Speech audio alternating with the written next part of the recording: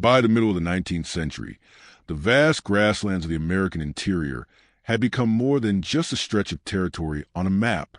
They were a frontier in every sense of the word, a contested space where two worlds, built on utterly different values, collided with consequences neither could fully predict.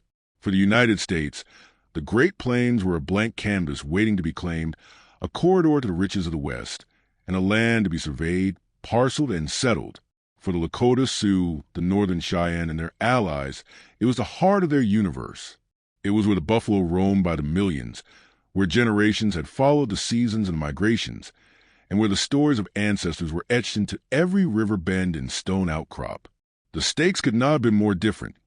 For one side, expansion and profit. For the other, survival itself. By the 1860s, that collision had turned the plains into a battlefield. Decades of treaties, often signed under duress, often broken before the ink dried, had pushed indigenous nations westward into smaller and smaller territories. The discovery of gold in places like Colorado and the Black Hills brought waves of prospectors and settlers across lands once promised to the tribes forever. Railroads carved their way through hunting grounds. Telegraph wires followed, and military forts rose like islands of authority in places that had never known permanent walls. The United States Army believed it was bringing order to chaos, enforcing law and manifest destiny. But for the Lakota and Cheyenne, each mile of track, each fort, each wagon train was an invasion, and resistance became not just a choice but a duty. The army that rode into this war believed itself invincible. Decades of campaigning against Mexico, against the Seminoles, and against smaller bands of raiders had hardened its officers' confidence in discipline, drill, and the superior firepower of the Springfield rifle. Commanders trusted their cavalry's ability to scout and strike with precision, to overwhelm scattered war parties with concentrated volleys and saber charges. The logic of conventional warfare, lines, formations, and fixed objectives, shaped every campaign plan. But on the plains, that logic began to fail. The Lakota and Cheyenne did not fight as the army expected. They fought as they had hunted for generations, with speed, fluidity, and an intimate knowledge of the land. A war party could strike with terrifying precision and vanish into grass before the bugle's echo faded. Entire columns would march for weeks without seeing their enemy, only to find themselves suddenly surrounded, their supply lines cut, their horses stampeded in the night. For the tribes, this was not a war of conquest but a continuation. Every raid, every ambush, every skirmish was part of a larger struggle to protect the foundation of their way of life. The buffalo herds that sustained them were already in decline as commercial hunters slaughtered them by the thousands, sometimes with government support, to break indigenous resistance. Sacred places like Bear Butte, the Powder River, and the Bighorn Mountains were no longer guaranteed sanctuaries but strategic objectives. Elders spoke of treaties betrayed and promises broken, and warriors listened.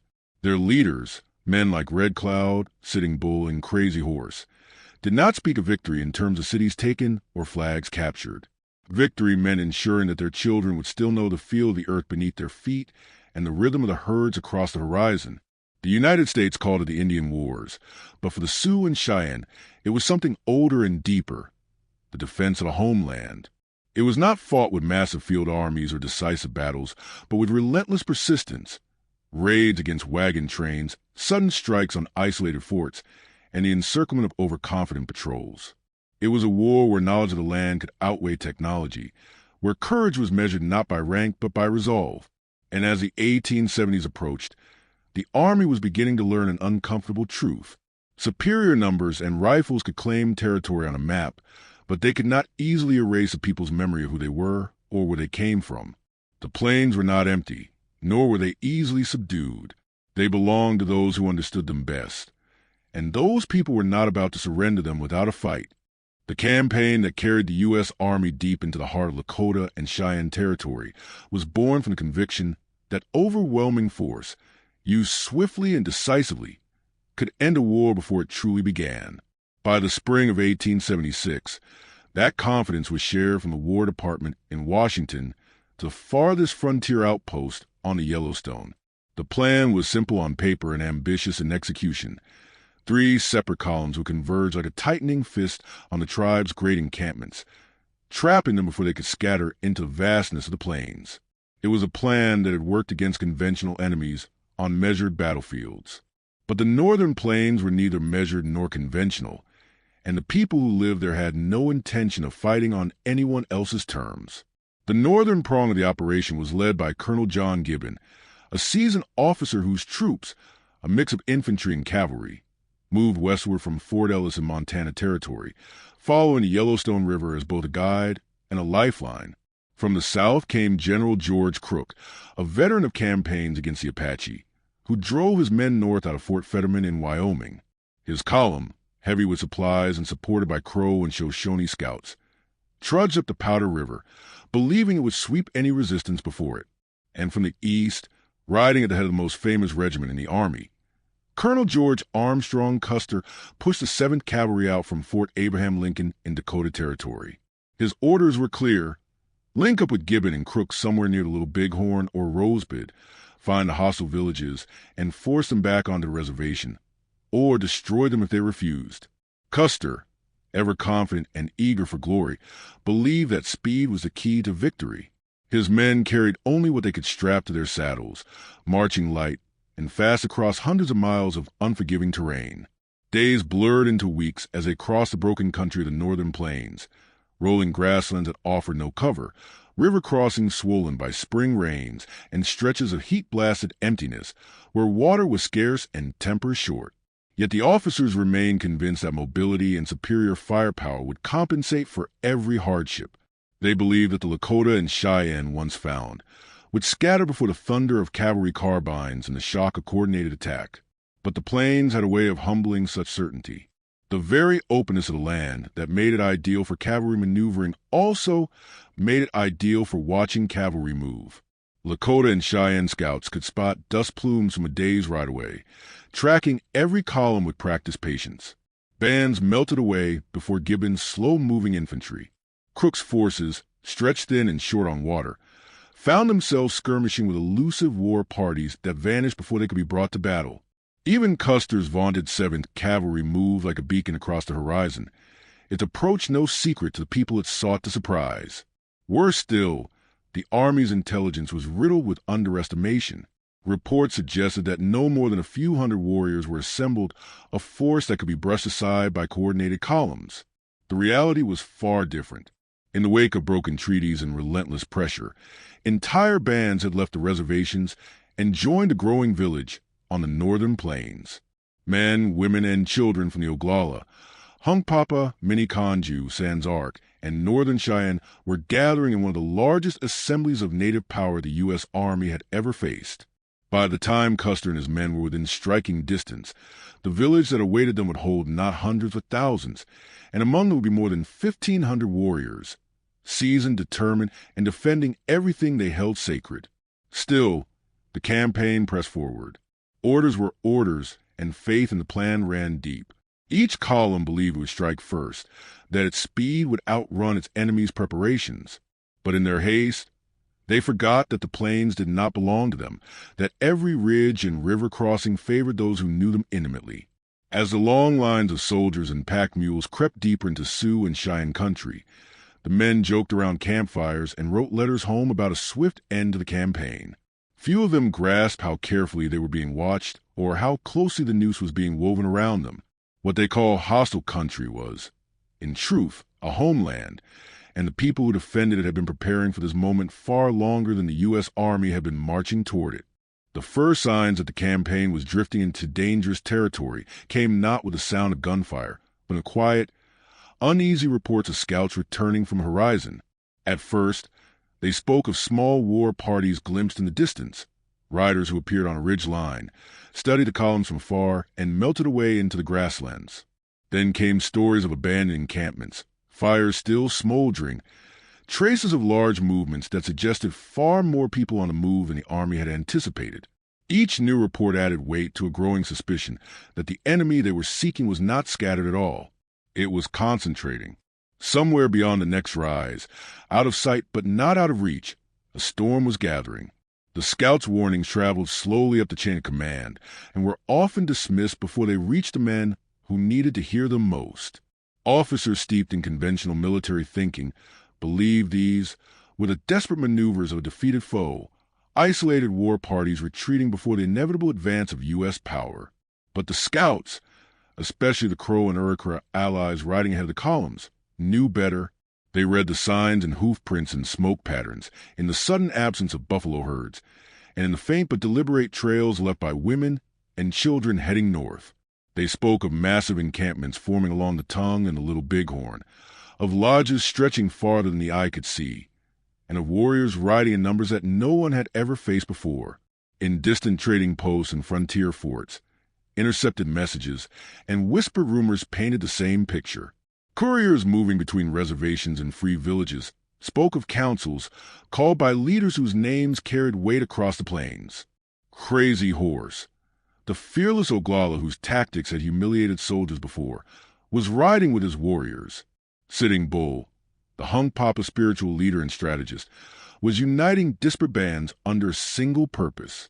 And Two Moon, a respected Cheyenne chief known for his skill in battle, had pledged his fighters to the defense of the village.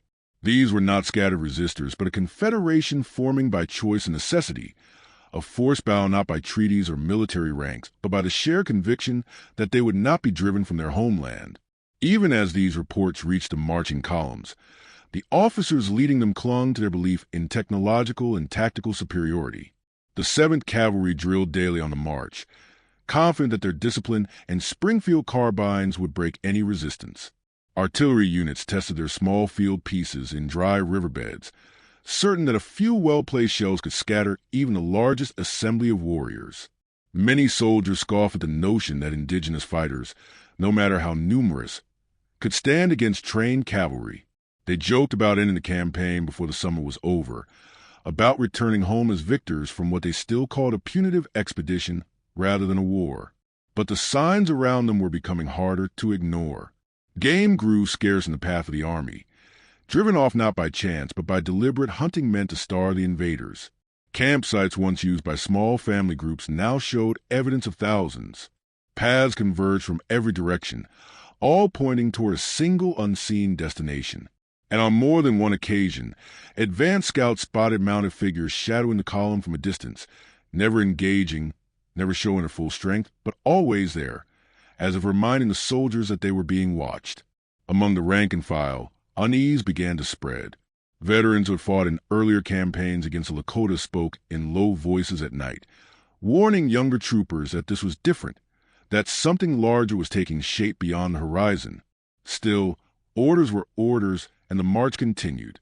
Columns of blue-uniformed cavalry wound deeper into territory they barely understood, through landscapes that seemed to swallow them whole. Every mile they advanced tightened the net around them, though they did not yet realize it.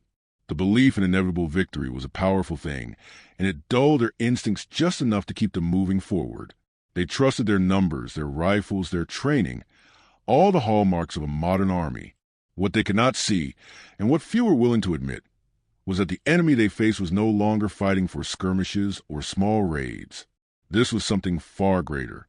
It was a gathering born of anger and prophecy, of broken promises and sacred duty. It was a nation preparing for war on its own terms, and it was growing larger with every sunrise. The soldiers pressed on, blind to the magnitude of what was waiting for them, certain they still held the advantage, even as the ground beneath them shifted in ways they could no longer control. By the time the column reached the valley near Rosebud Creek, exhaustion had dulled the senses of even the most seasoned troopers. Weeks of hard marching under an unrelenting sun had turned uniforms into stiff, sweat-stained fabric and men into creatures of routine. Mount, march, halt, repeat. The officers believed the day's march had brought them closer to their objective, perhaps even within striking distance of the main village rumored to lie somewhere beyond the low, rolling ridges. The decision to make camp seemed logical. The valley offered water, grass for the horses, and slopes that could be watched from sentry posts. Yet the comfort of the place masked the danger that was closing in. It was a false sanctuary, and every campfire lit that evening cast light not just on tents and wagons, but on the slow tightening of a trap. The soldiers went about their tasks with practiced ease. Picket lines were driven into the soft earth, and horses tethered to graze on the tall grass that grew thick near the creek's edge. Infantrymen stacked rifles in neat pyramids beside their tents, while cavalrymen unstrapped their saddles and rubbed down tired mounts. Cook fires flickered to life across the valley, and the smell of boiled coffee and salted meat drifted into the night air. From a distance, the column might have appeared at ease, a small pocket of order and discipline carved into a wilderness they believed they were subduing. No one spoke openly of the reports that had trickled in from scouts, the ones that hinted at larger forces somewhere ahead. The assumption held firm. They were the hunters, and the enemy would flee once confronted. But beyond the low hills that hemmed the valley, another camp had already taken shape. One the soldiers could neither see nor imagine. Oglala scouts had been shadowing the column for days, riding at the edges of vision like ghosts, counting numbers, measuring discipline, and studying patterns. They knew when the troops rose, when they rested, how many wagons carried ammunition, and how often patrols rode out from camp. Every movement was catalogued and carried back to the waiting leaders. Now, as dusk deepened into night, those scouts were no longer alone. From ridges miles away, riders were arriving in steady streams, their ponies sure-footed on the broken ground. They came silently, speaking little, moving with the purpose of men who knew the land and stakes. As darkness fell, the soldiers gathered around their fires, laughing, smoking, and telling stories to pass the time. Few noticed the occasional flicker of movement on the high ground, a rider's silhouette against the stars, a brief glint of reflected moonlight on polished wood or stone. They attributed these sights to nerves or imagination. In truth, they were under observation from every angle. The Oglala scouts reported back to Crazy Horse and the other war leaders, who were already organizing their men into war parties. Warriors from the many Kanju and northern Cheyenne were close behind, crossing the plains under cover of night. Their lodges were only a day's ride away, and their numbers were growing with every hour. Inside the camp, officers discussed plans for the following day.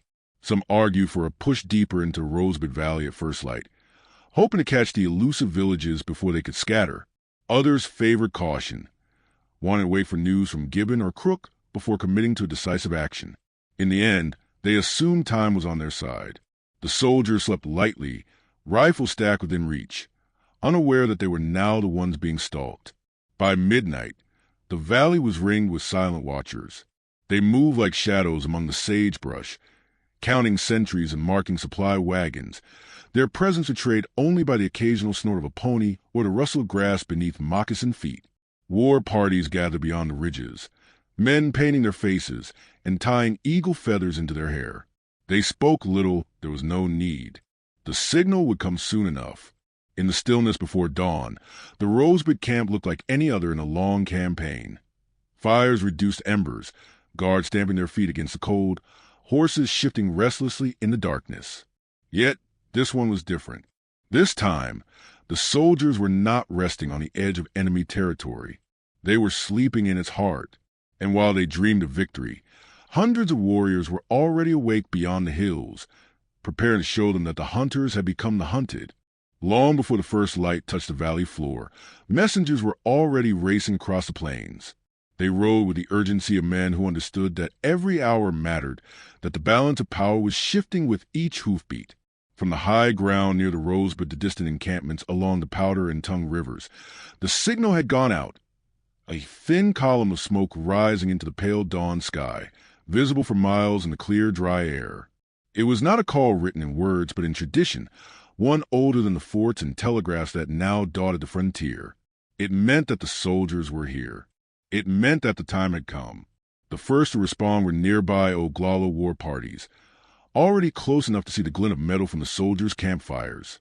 They sent their fastest riders to the many Kanju lodges farther north, where preparations had been underway since the first reports of the campaign.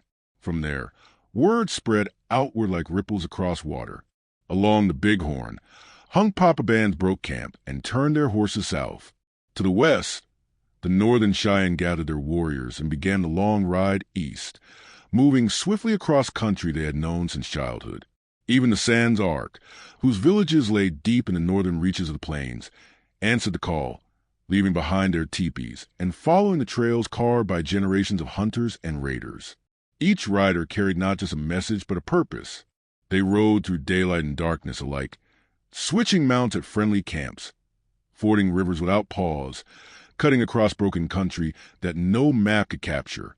They spoke the same words to every elder and every warrior. The enemy has come deep into our land, and now is the time to stand together. It was a message that found fertile ground. The memory of broken treaties was still fresh. The scars left by burned lodges, seized hunting grounds, and slaughtered buffalo were still raw. To many, this campaign was not just another clash with soldiers. It was the latest attempt to erase their way of life, and it would not go unanswered. By the afternoon, dust clouds hung on the horizon in every direction as bands converged on the plains east of the Bighorn. From a distance, they might have seemed small, scattered knots of riders cresting the ridgelines, disappearing into ravines, reappearing on the next rise. But as the sun sank lower, their numbers became impossible to ignore. Warriors came painted for battle, adorned with feathers and charms, singing songs of the old victories that their fathers and grandfathers had won against intruders. Some carried long rifles taken from previous fights, others bows that had fed their people for generations.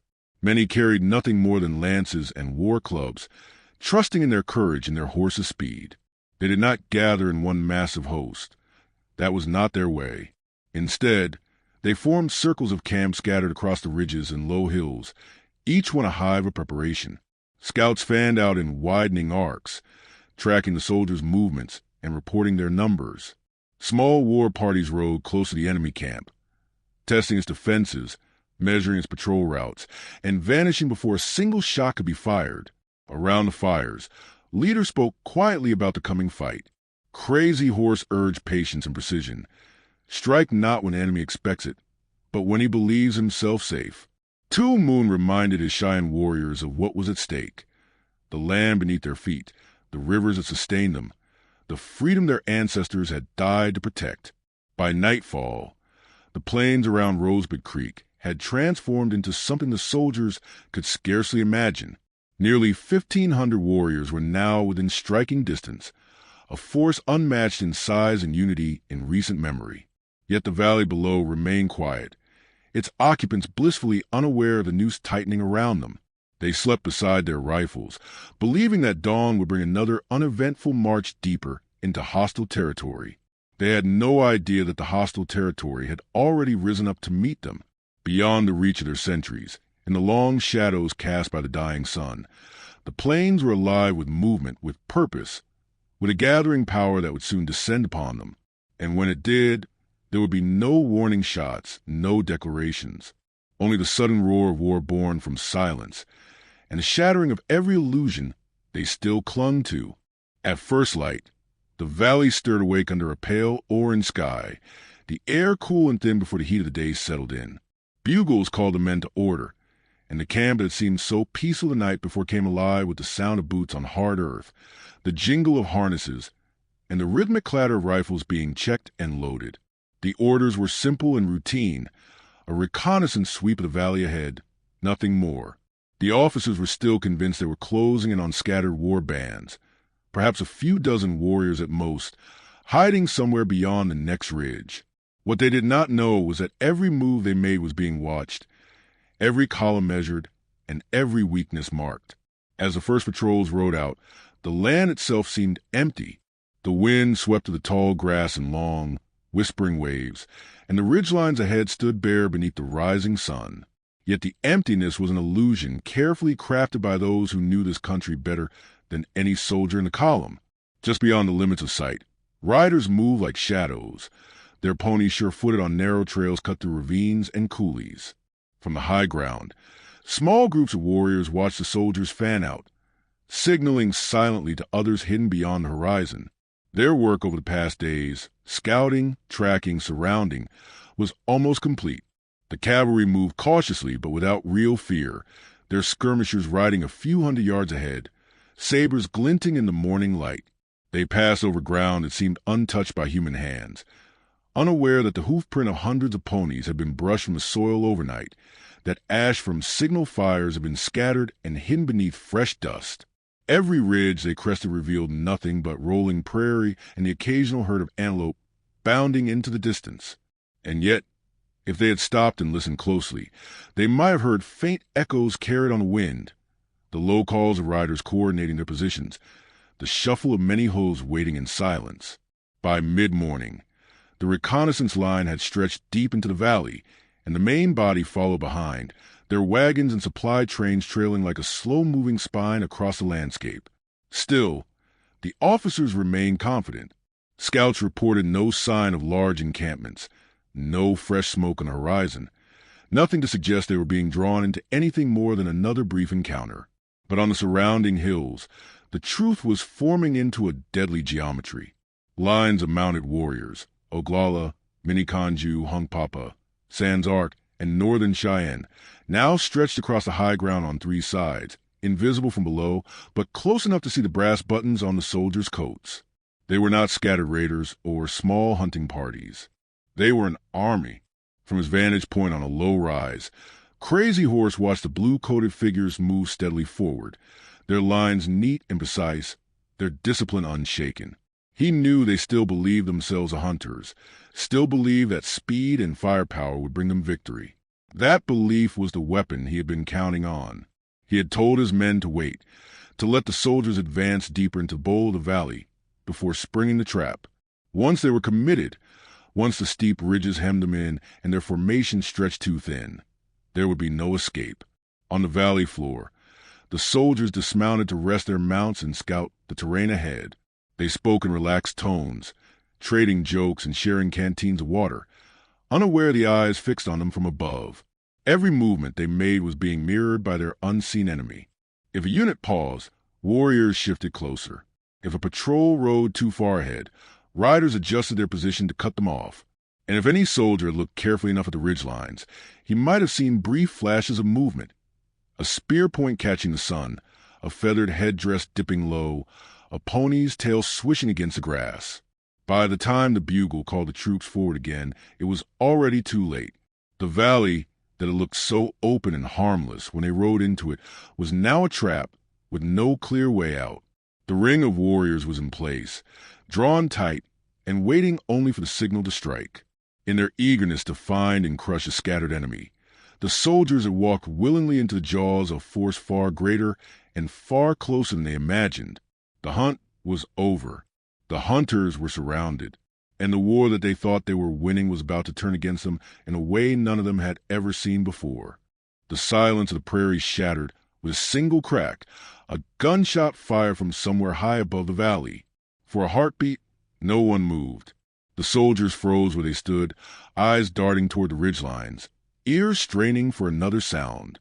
Then it came. Another shot. Then another. A chorus of war cries followed, rising from the hills and echoing across the open plain, a sound that seemed to come from everywhere and nowhere all at once. It was raw and furious, carried on the wind with a power that made horses rear and men's blood run cold. In that instant, the illusion that they were on the hunt dissolved. They were not advancing into enemy territory. They were standing in the middle of an ambush. The first wave struck with terrifying speed. From a high ground to the east, riders appeared over the ridges, their ponies galloping at full speed down the slopes. Dust billowed behind them as they closed the distance, firing from horseback with rifles and bows alike. Before the soldiers could form a proper line, another group surged from the ravines to the south, hidden until the moment of their charge. They came in a sweeping arc, cutting off any thought of retreat, and from the west, where the land rose gently toward a cluster of dry creek beds, more warriors poured forward, a third wave completing the circle. The valley was no longer an open expanse. It was a killing ground. At first the troopers tried to fight as they had been trained. Officers barked orders for the men to form ranks, for the scouts to fall back, for the horses to be gathered and controlled. But the battlefield refused to obey the rules of their drill manuals. Riders closed too quickly, vanishing before disciplined volleys could land and reappearing on the flanks moments later. Some soldiers fired wildly, their bullets whipping harmlessly through empty air. Others dropped to one knee, reloading with shaking hands as the noise and movement closed in around them. The warriors moved with a coordination that astonished the officers watching from the rear. Groups of 5 or 10 would rush close, release a storm of arrows or rifle shots, then wheel away before return fire could strike. Others dismounted entirely, using gullies and sagebrush as cover as they crept closer, trading precision shots with the soldiers pinned in the open. Crazy Horse was everywhere at once, riding at the front of one charge, and then appearing moments later leading another. 2 Moon Cheyenne fighters struck from the flanks, their movements precise and relentless. The soldiers had believed they were chasing scattered war parties. Instead, they were surrounded by a force that fought as one, guided by leaders who knew the land as intimately as the soldiers knew their rifles. Panic began to spread as the reality of their situation sank in. Men shouted to one another over the roar of hooves and the thunder of gunfire, their words lost in chaos. Horses broke free of their handlers and bolted, crashing through ranks and scattering supply wagons. Units that had drilled for perfect formation splintered into small, desperate clusters, each fighting for its own survival. The dry creek beds that had seemed insignificant moments before now teemed with warriors firing from cover. Bullets and arrows hissed through the air, striking down men and mounts alike. What had begun as a morning reconnaissance had turned into a fight for life. The soldiers no longer spoke of advancing. They spoke of holding ground. They dragged wounded comrades behind overturned wagons and dead horses, using whatever they could find as improvised barricades. Their Springfield carbines barked in measured volleys, dropping some attackers but failing to slow the momentum of the charge. For every warrior who fell, another seemed to take his place, riding through the dust with a cry that grew louder as the circle tightened. From every direction the pressure mounted, the ring of warriors drawing closer with each pass. The soldiers had entered the valley believing their superior numbers and weapons would dictate the battle's terms. Now those advantages meant little. The land itself had turned against them, and the enemy they had underestimated had revealed its full strength. They had come to hunt and conquer, but the reality was written clearly in the dust and blood around them. They were prey, and the hunt had already begun. The first few minutes of the assault turned the order precision of the column into utter confusion. What had been a neatly organized reconnaissance force only an hour earlier was now a swirling mass of men and animals fighting not for victory, but for coherence. Horses, terrified by the sudden roar of gunfire and the screaming war cries that rolled down from the hills, reared back on their hind legs, eyes wide and nostrils flared. Some broke free from their reins and bolted, charging through clusters of soldiers and scattering them as they went. Riders were thrown to the ground and trampled in the panic, their weapons tumbling uselessly into the dust. The lines that had been carefully maintained during the march dissolved almost instantly into a chaotic tangle of men trying to find cover, and officers struggling to make themselves heard over the din. Dust hung thick in the air, churned up by galloping hooves and the frantic movement of hundreds of soldiers trying to reposition themselves. Visibility dropped to a few dozen yards at most, turning the battlefield into a disorienting haze where enemies appeared and vanished in an instant.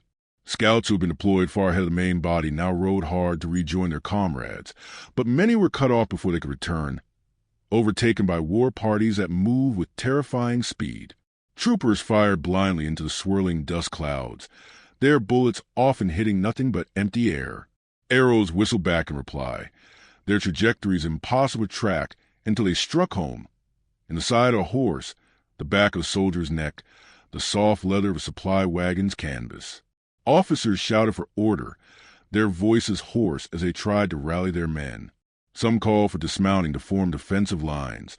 Others ordered cavalry charges to break the encirclement. The result was paralysis. Units acted on conflicting commands, some attempting to mount a counterattack, while others dug in where they stood. A group of troopers, convinced they could punch through the northern flank, spurred their horses forward into a hail of arrows and rifle fire, only to be cut down before they had gone 50 yards. Another cluster dismounted and tried to form a firing line, but before they could steady their aim, a wave of warriors swept in from the east, scattering them again. The valley floor became a storm of movement. Charges, retreats, half-formed defenses. None of it coordinated, none of it effective.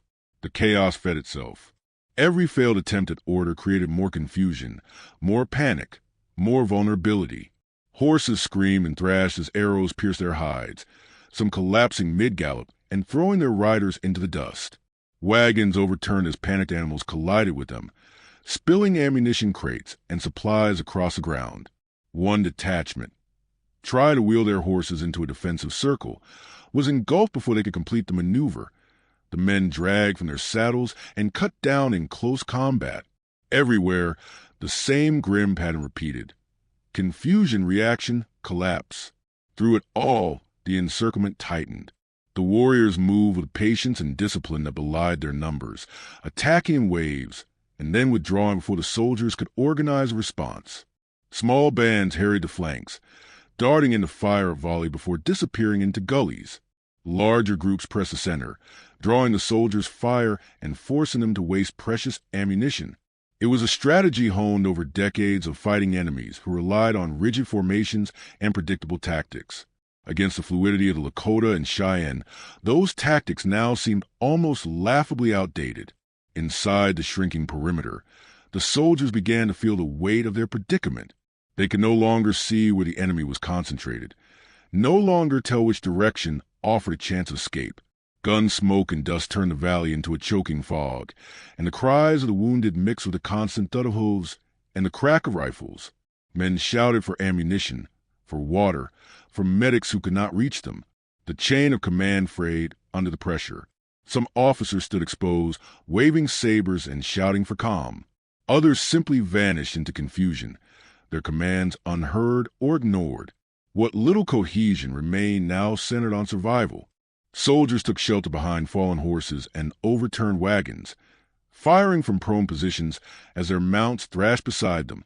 Carbine fire rippled through the valley in desperate bursts, but the warriors kept coming, weaving through the chaos with unnerving confidence.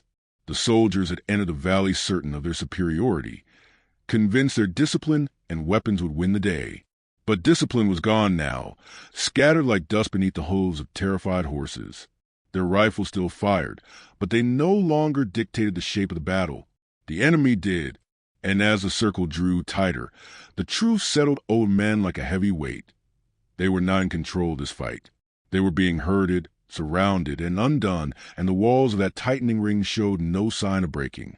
Through the choking haze of dust and smoke, one figure seemed to move with a purpose that transcended the chaos consuming the battlefield. Crazy Horse rode without fear, his pony cutting through the storm like a shadow that could not be touched. He wore no elaborate uniform, no polished insignia, only paint streaked across his chest and a single feather tied into his hair, symbols meant not for display, but for resolve. Around him, hundreds of warriors moved as if guided by a single will, their tactics honed not by drills on parade ground, but by a lifetime spent on the open plains, where speed, agility, and instinct meant the difference between life and death. They did not march. They did not hold rigid formations. They flowed, and in their movement lay the key to unraveling everything the soldiers believed would protect them. Crazy Horse had spent days watching the enemy, studying how they moved, how they fought, and how they thought. He knew the cavalry's strength was in its firepower, in disciplined volleys that could shatter an enemy charge if delivered at the right moment. But he also knew its weakness, the time it took to reload, the way soldiers clustered together for protection, the rigidity of their responses to the unexpected. It was in those gaps, those seconds of confusion and hesitation, that he would strike. As the soldiers struggled to rebuild their shattered lines, Crazy Horse gave the signal, and the Oglala warriors surged forward once more. They came in small bands, no more than a dozen riders at a time, their ponies moving in a blur of dust and muscle. They closed the distance with terrifying speed, firing their rifles or loosing arrows at near point-blank range before veering off in a wide arc and disappearing into the haze. Before the soldiers could reload, another group was upon them from a different direction, repeating the same deadly pattern. It was a rhythm the army had never faced. Attack, vanish, reappear, attack again. A relentless cycle that left the men disoriented and unable to predict where the next blow would fall. Every time they thought they'd secure a flank, a new wave of warriors appeared behind them. Every time they regrouped to face one threat, another swept in from the opposite side. Crazy Horse led from the front, riding dangerously close to the soldiers' lines, drawing fire at himself and daring them to hit a target that never stopped moving. Bullets tore through the air around him, but he seemed to sense their path before they struck, shifting his weight and guiding his horse with effortless precision. His warriors followed his lead, some dismounting to fire from behind rocks and scrub, others weaving their ponies through the thick of the enemy fire before disappearing again into the safety of distance. They did not try to crush the soldiers with a single overwhelming charge. They bled them slowly, methodically, with 1,000 cuts that left them exhausted and terrified. The effect on the soldiers was devastating. Their traditional tactics, the careful alignment of ranks, the volley fire meant to break advancing lines, were useless against an enemy that refused to stand still. They fired into empty space, their rounds wasted as the warriors slipped away before the bullets arrived. They formed firing lines only to watch them collapse under sudden attacks from behind. Their horses, already panicked, were driven to exhaustion chasing foes who never let themselves be caught. Ammunition dwindled as soldiers wasted shot after shot trying to hit targets that vanished before they could take aim. The psychological toll was just as severe. The soldiers had entered the valley believing themselves the masters of war, heirs to centuries of European military doctrine. But here, none of that mattered. Their formations were meaningless, their drills irrelevant. They were fighting a style of war that ignored everything they'd been taught, a style born of the land itself, of hunters who had spent generations learning how to disappear into it and strike without warning.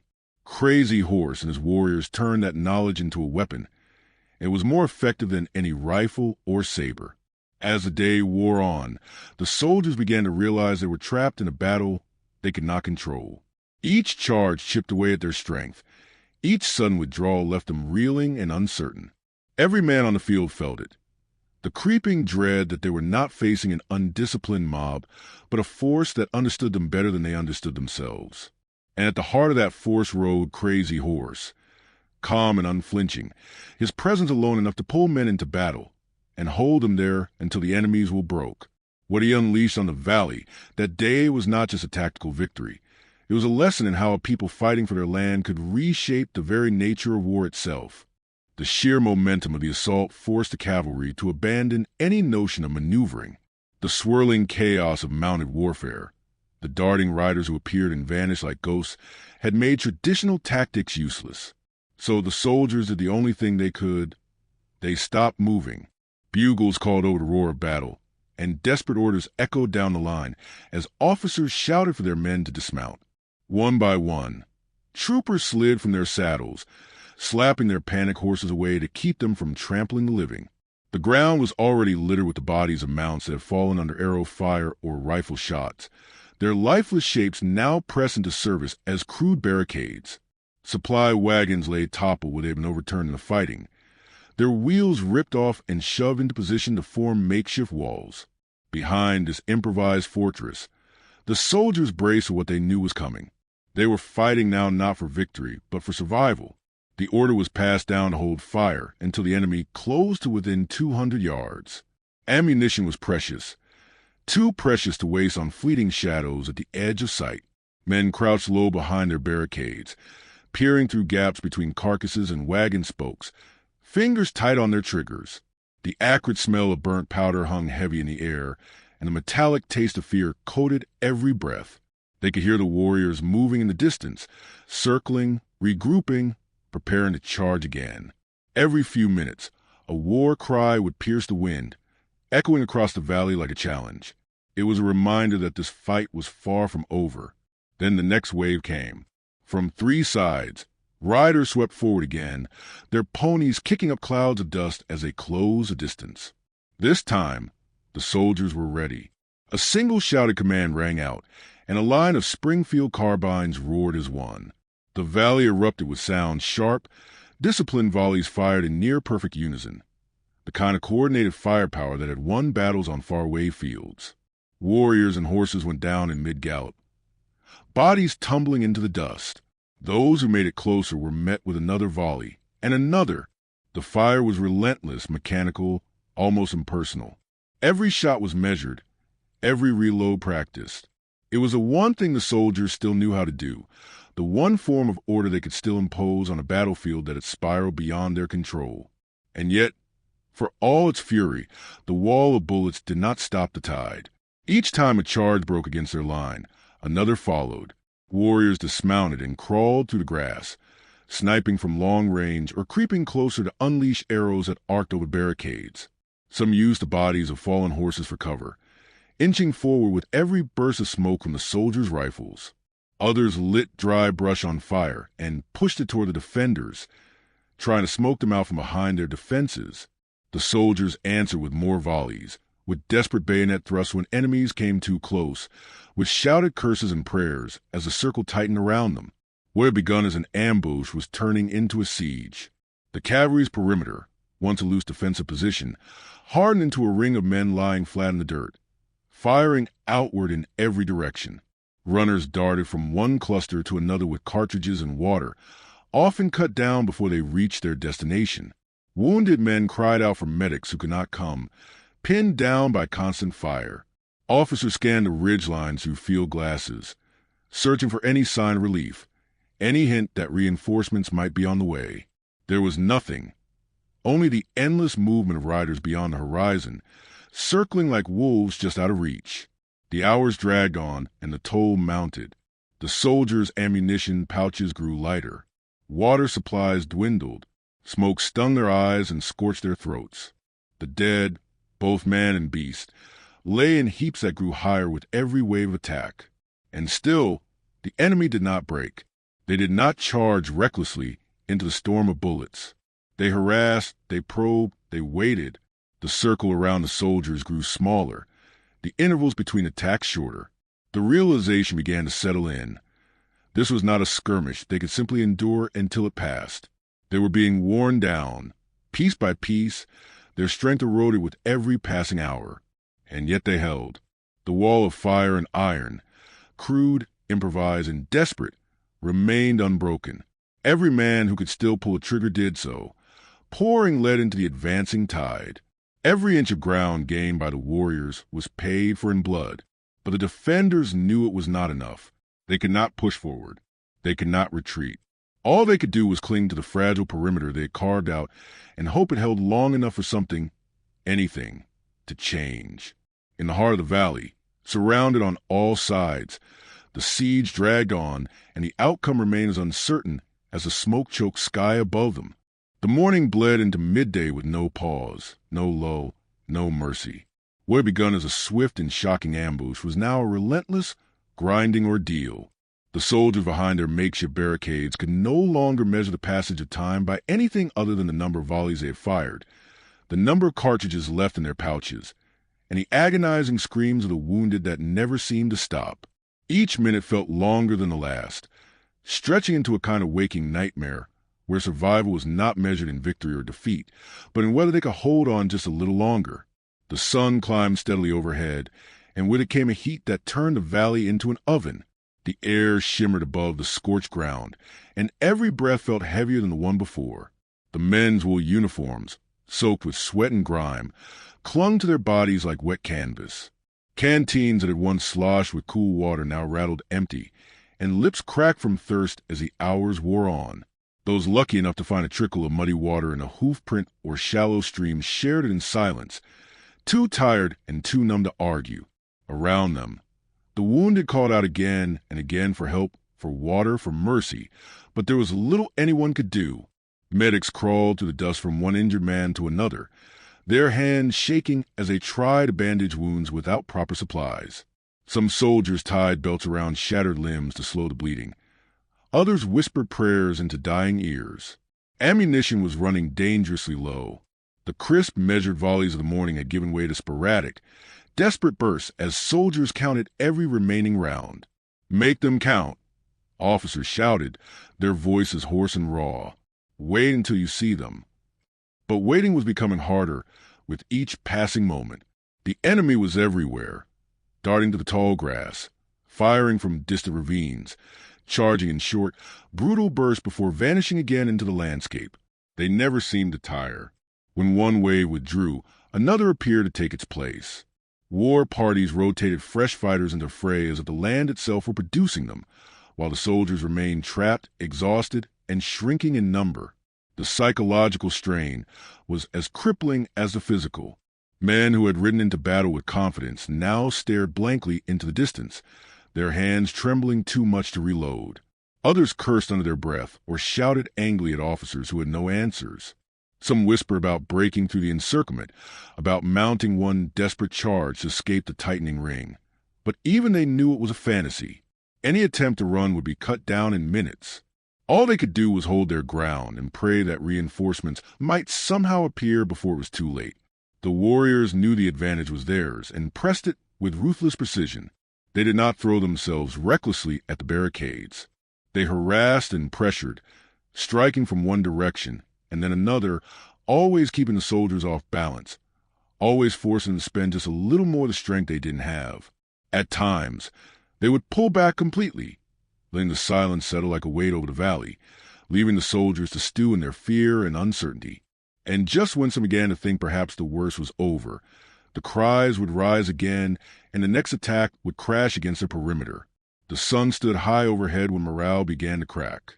It happened quietly at first, a man lowering his rifle and refusing to stand, another staring blankly at the ground even as arrows thudded into the barricade beside him. Others broke more visibly. One trooper threw down his weapon and ran screaming into the open, desperate to escape the endless roar of gunfire and death. He was cut down within seconds, and his body lay twisted in the dirt, a warning to anyone else who thought of fleeing. Officers barked orders, slapped shoulders, and dragged men back into position, but the resolve that had carried them into battle was fraying fast. The idea of victory had vanished hours ago. Now, even the will to endure was beginning to fade. By mid-afternoon, the valley was a vision of hell. The ground was slick with blood and littered with the bodies of men and horses alike. Smoke hung in the air, blurring the horizon and stinging the soldiers' eyes. Every sound, the hiss of bullets, the crack of carbines, the shouts of the wounded, blended into a single, endless roar that felt like it would never end. And still, the warriors kept coming. The siege had become a test not of tactics or strength, but of endurance, and the soldiers were losing that test with every passing hour. They had thought themselves the masters of this land, the bringers of order and control. Now they were trapped, broken, and desperate, clinging to life as the sun bore down and the walls of their shrinking world closed tighter around them. The siege had dragged on for what felt like an eternity. By late afternoon, the soldiers were barely recognizable as the confident force that had ridden into the valley at dawn. Their faces were streaked with soot and sweat, their hands blistered from endless firing, their eyes hollowed by exhaustion and fear. The wounded lay piled together under scraps of canvas or behind the bodies of dead horses, many of them silent now, some unconscious, others simply too weak to cry out. The ammunition was nearly gone. Some men clutched empty rifles, their last cartridges spent hours earlier. Others gripped bayonets and revolvers, knowing that if the enemy pressed closer, the fight would become hand-to-hand. Hope had all but vanished. Yet just as despair threatened to swallow them entirely, someone shouted from the line, not in fear, but in disbelief.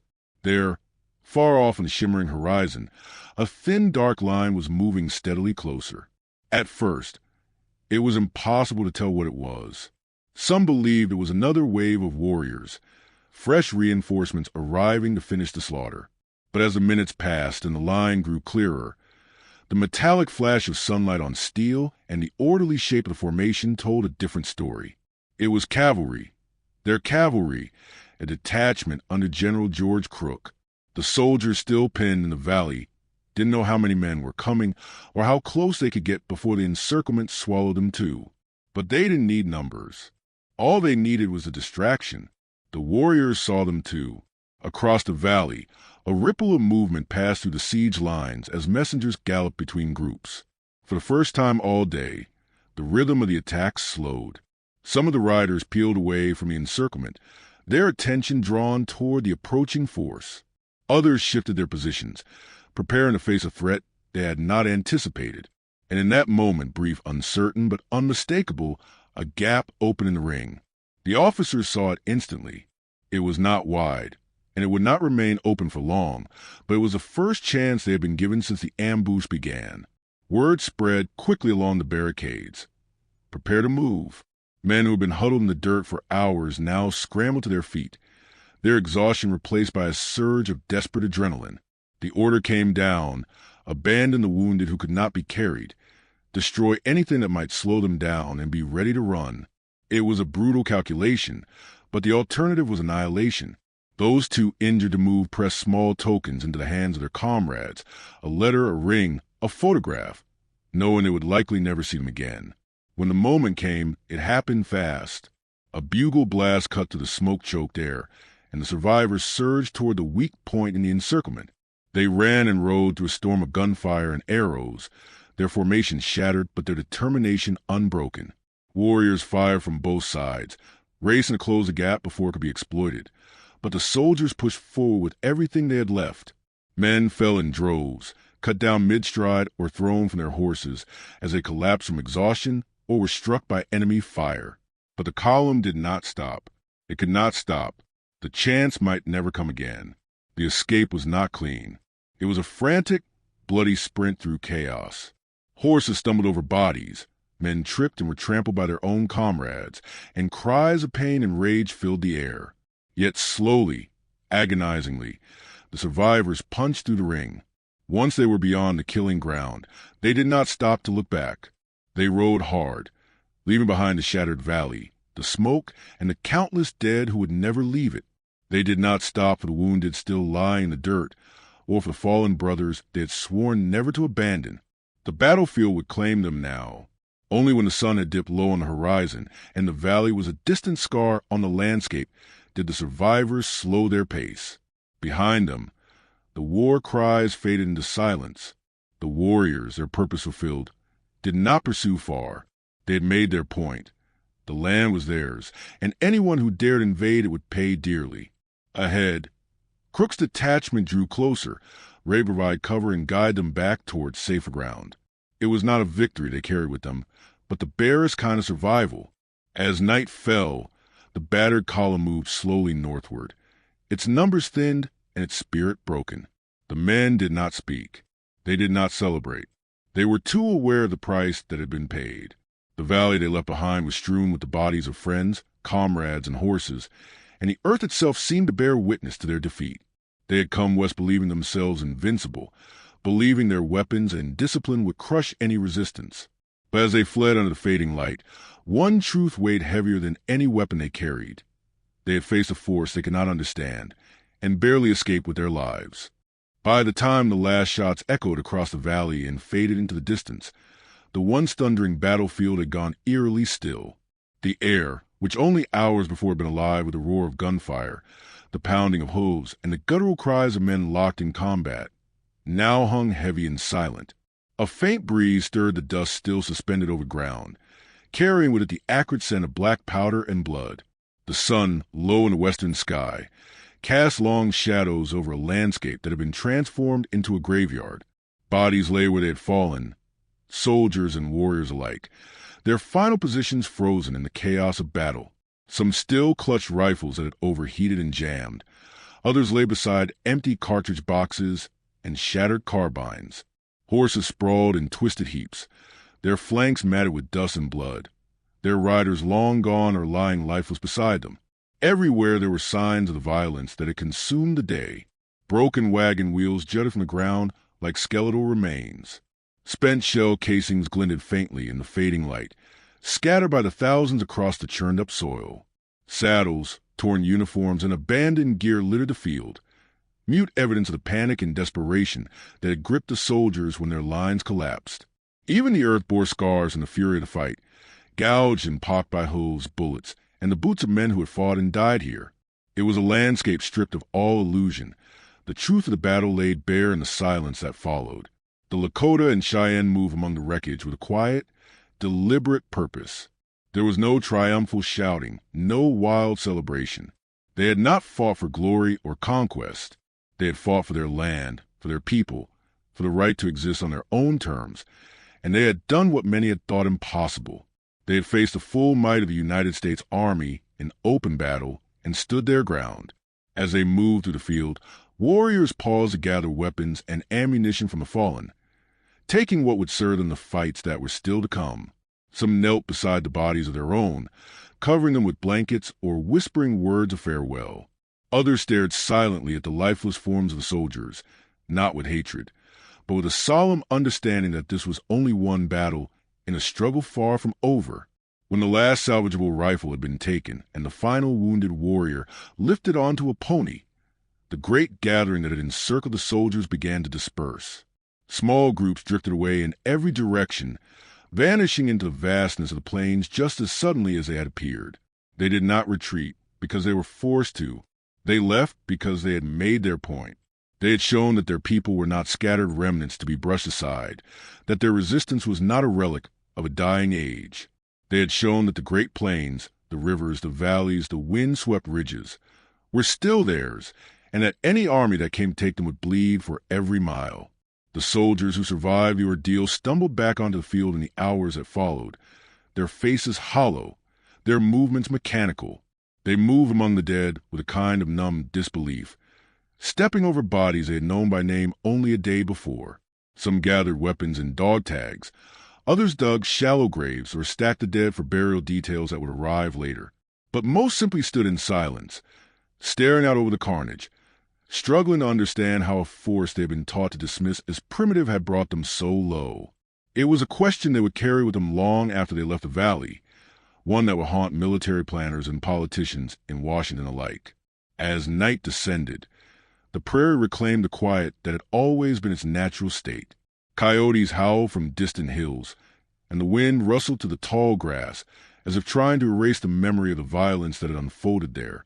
But the land did not forget, and neither would the people who had fought over it. For the Lakota and Cheyenne, the battle was a powerful affirmation, proof that courage, unity, and deep knowledge of the land could overcome even the most formidable enemy. For the United States, it was a humbling lesson, a reminder that conquest was not inevitable and that power did not guarantee victory. The dust would settle, the bodies would be buried, and the army would march again. But the silence that followed this battle carried a truth that could not be buried. The plains were not yet conquered, and those who called them home were far from defeated. In the weeks that followed the battle, word of what had happened on the plains spread slowly at first, carried eastward by exhausted couriers and grim reports filed from remote frontier forts. Then, as the scale of the disaster became clear, the trickle of information turned into a flood. Newspapers in Chicago, St. Louis, and New York published breathless accounts of the ambush and the near destruction of United States cavalry column deep inside Sioux territory. Editors who had once printed confident predictions of swift victory now printed headlines filled with disbelief and alarm. Political leaders in Washington demanded explanations. Army officers who had built their careers on the premise of inevitable conquest now found themselves defending strategies that suddenly seemed deeply flawed. The defeat was not just a battlefield setback. It was a blow to the very foundation of how the United States understood its wars in the West. For decades, military planners had operated on a single, unchallenged assumption that indigenous forces, however brave or determined, could not stand against the discipline, firepower, and organization of a modern army. This belief was woven into every campaign plan, every logistical decision, every policy debated in the halls of government. It justified the use of smaller, scattered columns meant to chase down and pacify what were assumed to be small, disorganized bands. It allowed officers to dismiss reports of large gatherings as exaggerations and to underestimate the tactical sophistication of the warriors they faced. The battle on the plains shattered that illusion beyond repair. Military leaders began to study the engagement with a seriousness that had never been applied to previous frontier skirmishes. They pored over first-hand reports from the survivors, reconstructing the sequence of events hour by hour. They examined the tactics used by the Lakota and Cheyenne, the coordinated movements, the relentless mobility, the rotation of fresh fighters into the battle line, the encirclement strategies that had paralyzed a far better equipped force. It became clear that these were not the chaotic tactics of savages, as many officers had once believed. They were deliberate, intelligent, and devastatingly effective. The conclusion was inescapable. If the Army continued to fight as it always had, it would continue to suffer defeats like this one. The first major shift was in scale. The policy of sending small, isolated detachments deep into hostile territory was abandoned in favor of larger, more heavily supported campaigns. Columns would now march in concert, maintaining communication supply lines and providing mutual support in the event of an ambush. Cavalry patrols that had once ventured far from their bases without artillery or infantry support now traveled as part of combined arms forces, with field guns and supply trains close behind. The Army also invested heavily in new reconnaissance efforts, relying more heavily on Allied scouts and paying closer attention to signs of large tribal movements long before they could coalesce into threats. There were changes in mindset as well. Officers were forced to accept that the battlefield was not theirs alone to shape. The open plains, once seen as an ideal environment for cavalry maneuver, were now understood to be a weapon in the hands of those who knew them intimately. Training manuals began to incorporate lessons learned from the battle: how to recognize encirclement tactics before they close, how to counter fast-moving cavalry with flexible formations, how to manage ammunition during prolonged engagements where resupply was uncertain. It was a slow, often painful evolution, but one that reshaped the way the U.S. Army approached the wars of the West. Yet perhaps the most profound change was not found in tactics or logistics, but in perception. The myth of indigenous inferiority, so deeply ingrained in the military culture of the time, was dead. The battle had proven beyond doubt that the Lakota, Cheyenne, and their allies were not just capable warriors, but strategic thinkers who could defeat the United States on its own terms. They were not fighting a doomed resistance against the inevitable. They were fighting a real war, one that demanded respect, adaptation, and careful planning. That shift in perception rippled far beyond the Army. Politicians debated the cost and morality of the Western campaigns with new urgency. Settlers on the frontier, once complacent in their belief that the military would shield them from danger, now looked to their defenses with a new sense of vulnerability. And within indigenous communities themselves, the victory became a powerful symbol, a reminder that they were not powerless, that unity and determination could defy even the greatest empire they had ever faced. The Army would recover, regroup, and return to the field, larger, better supplied, and more cautious than before. But the memory of that day would linger in the minds of every officer who rode west. It was a lesson bought with blood. Never again could the United States underestimate the resolve, the skill, or the strategic brilliance of the people who called the plains home. And as future battles loomed, from the Rosebud to the Little Bighorn, that lesson would hang over every plan, every march, and every decision. It had been learned the hard way, and it would not be forgotten. The story of the ambush on the plains did not end with the withdrawal of the Lakota and Cheyenne or with the burial of the soldiers who had fallen there. Its echoes continued to reverberate across the frontier, shaping decisions, strategies, and perceptions in ways that would culminate in one of the most infamous clashes in American military history. For those who had survived the ordeal, the memory of that day never faded. They carried it with them like a scar, a reminder of how quickly confidence could collapse into chaos, how discipline and firepower meant little when surrounded by a determined enemy who understood the land far better than they ever could. Reports were written, analyses compiled, and testimonies delivered to Congress and the War Department. All contained the same essential message.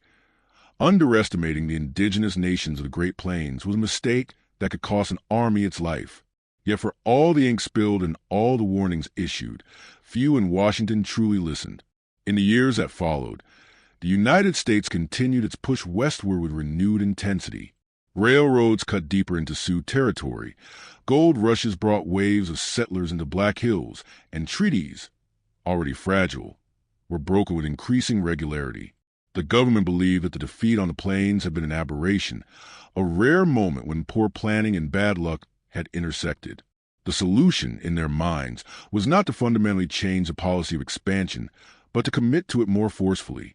If anything, the lesson drawn by many officials was that the Army needed to be more aggressive, not more cautious.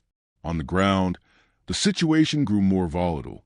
The Lakota and Cheyenne, emboldened by their victory, continued to resist encroachment with renewed determination. Bands that had once remained near reservation boundaries now rode freely across the northern plains. Alliances deepened, and war leaders like Crazy Horse, Sitting Bull, and Gall honed the strategies that had brought them success before. They knew the U.S. Army would come again, and they were determined to meet it on ground of their own choosing. Among the soldiers and scouts who had survived the earlier ambush, there was a sense of inevitability about what was coming. They had seen firsthand how the tribes could gather in massive numbers, how quickly they could envelop a column and reduce it to ruin. They warned anyone who would listen that another confrontation was inevitable and that it would likely be worse. By 1876, those warnings seemed almost prophetic. Tensions between the United States and the Plains nations reached a breaking point after gold was discovered in the Black Hills, land guaranteed to Lakota by treaty. The government demanded that all bands return to their reservations, knowing full well that many would refuse. When the deadline passed, a new campaign was launched. 3 columns, just as before, were ordered to converge on the northern plains to find and subdue the so-called hostile bands. Among those leading the expedition was Lieutenant Colonel George Armstrong Custer, the same officer whose confidence and aggression had once carried the 7th Cavalry into glory and, at times, disaster. Custer's march toward the Little Bighorn was shaped by many of the same assumptions that had led to the earlier ambush. Intelligence underestimated the number of warriors in the field, placing their strength at a few hundred rather than the thousands who were actually gathered. The possibility of a massive encampment was dismissed. The fluid, evasive tactics of the tribes were still seen as proof of weakness rather than strategy. The lessons written so clearly on the battlefield years before about mobility, about unity, about the perils of dividing one's forces, were ignored or forgotten. As Custer and his men rode down into the valley of the Little Bighorn on June 25, 1876, they believed they were once again the hunters. What they found instead was a mirror image of the earlier disaster. Only this time, it would end even more catastrophically. Thousands of Lakota, Cheyenne, and Arapaho warriors, many of them veterans of the previous fight, stood ready. They had learned, too. They knew how the U.S. Army moved, how its officers thought, how it responded under pressure, and they had every intention of using that knowledge to devastating effect. When the dust settled that summer day, Custer and more than 200 of his men would lie dead on the slopes of the greasy grass, their defeat etched into history as one of the most humiliating in American military memory. The ambush on the plains had been more than a single battle. It was a warning, a lesson written in blood and sacrifice about the nature of the war the United States was fighting, a war not just of weapons and numbers, but resolve, intelligence, and understanding of the land itself. Yet the arrogance of power ensured that lesson went largely unheeded. And so, for years later, it would be taught again, this time at Little Bighorn, where the echoes of that first defeat would ring louder than ever, sealing Custer's fate and proving once more that the peoples of the Great Plains were not enemies to be dismissed, but nations to be reckoned with.